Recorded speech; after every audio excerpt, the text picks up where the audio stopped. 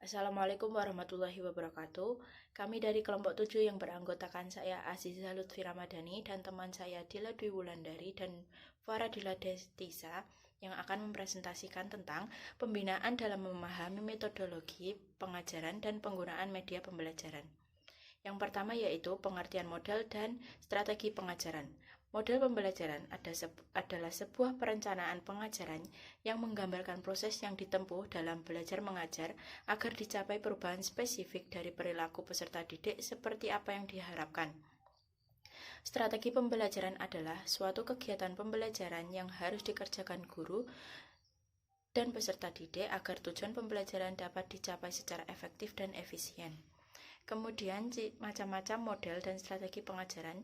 Yang pertama yaitu model pembelajaran langsung, model pembelajaran kooperatif, model pembelajaran inquiry sosial, model role playing atau bermain peran, model problem based learning, strategi pembelajaran expository, konsep contextual teaching learning, strategi pembelajaran langsung dan tidak langsung, strategi pembelajaran interaktif, kemudian yang terakhir strategi pembelajaran eksperimen. Kemudian materi selanjutnya akan disampaikan oleh teman saya. B. Pengertian media pembelajaran.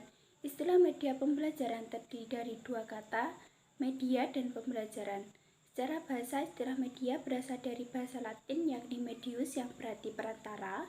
Dalam bahasa Inggris, media adalah bentuk jamak dari kata medium yang berarti pengantar dan saluran. Berdasarkan paduan dua kata tersebut dapat dipahami bahwa ruang lingkup media pembelajaran meliputi bahan, alat, dan saluran yang digunakan untuk mendukung kegiatan belajar dan mengajar. Batasan pengertian media pembelajaran tersebut antara lain dapat dipahami dari beberapa referensi berikut.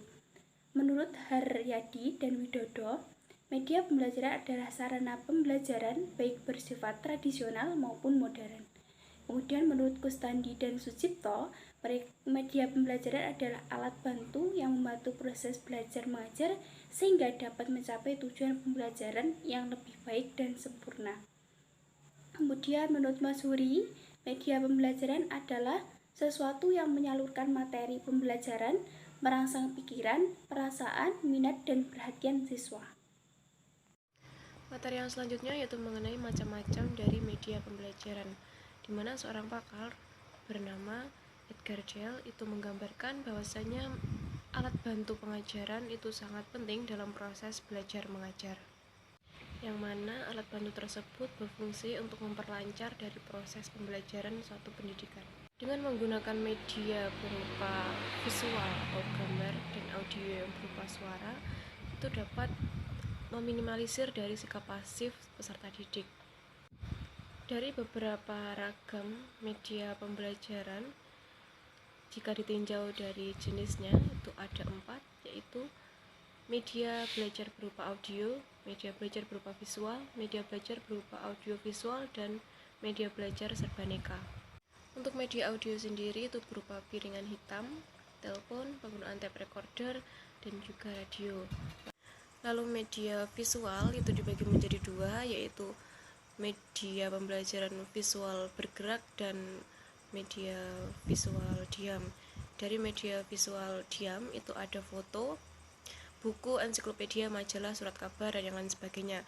Sedangkan media visual bergerak itu berupa film bisu.